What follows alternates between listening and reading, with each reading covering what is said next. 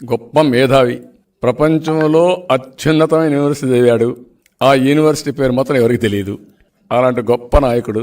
ఆయనకు పెద్ద ఆర్థికవేత్త, సంఘ సంస్కర్త. ఆ సంఘ సంస్కర్త బాధ్యత బాబాయిని గొడ్డలు తెలియపేయడం. వీళ్ళు రాజకీయాలు, వీళ్ళు ఉపన్యాసాలు చెప్తారు. తెలుగుదేశం పార్టీ ఒరిజినాలిటీ ఆర్ క్రియేటివిటీకి మారుపేరు. వీళ్ళు మొన్న అన్నాడు, ఒక మాట అన్నాడు, మీరు చూసారు, 2000 రూపాయలు రద్దు చేయమని. నాకైతే ఐడియా రాలేదు, దీనికి ఎందుకు వచ్చింది ఐడియా అన్నాడు. నీకు రాదు, నువ్వు ఆ 2000 రూపాయలు ప్రింట్ చేసి దొంగిలించడం నీకు అలవాటు. తెలుగుదేశం పార్టీని అది రద్దు చేసి అవినీతి నిర్మూలించాలని తెలుగుదేశం పార్టీ సిద్ధాంతం. అందుకే ఆలోచనలు వస్తాయి. మీరు అన్నట్టు కర్ణాటకని చూసామంట, అక్కడ 2 పార్టీలు అంట. దానికి బ్యూటిఫుల్ కంపారిజన్ కూడా చెప్పాడు. పులిహోర ఒకటి, బిస్మిల్లాబాత్ ఒకటి, అంటే పౌష్టికాహారం.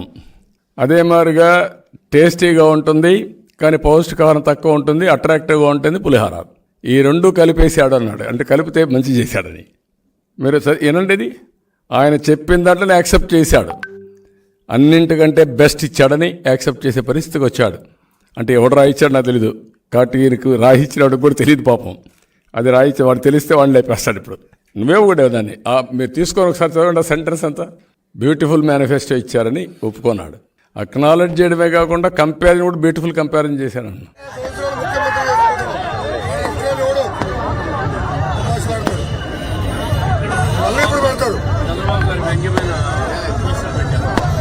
నేను పెట్టలేదు, ఇప్పుడు వరకు రేపు పెడతాం. వివేకానంద రెడ్డి రేపు మారుతాను. ఫ్లెక్సిబిలిటీ మీరు ఏం చేస్తారు? మీరు చట్టం వాళ్ళకి పెట్టిందో మాకు అప్లై చేయండి. మాకు ఎట్లా అభ్యంతరం వాళ్ళకి అప్లై చేయండి. ఇవి ఒకటి, అంతేగాని వాళ్ళకి ఒకటి మాకు ఒకటి అంటే మాకు అగ్రిమెంట్ చూసుకోండి. నేను గౌరవంగా చెప్పేదానికి వినండి సార్, నేను గౌరవంగా చెప్పేదానికి మిమ్మల్ని పిలిచాను సార్.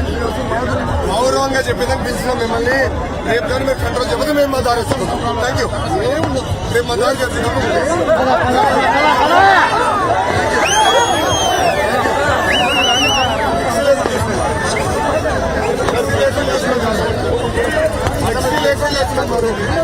చాలు, అంతే కావాలి.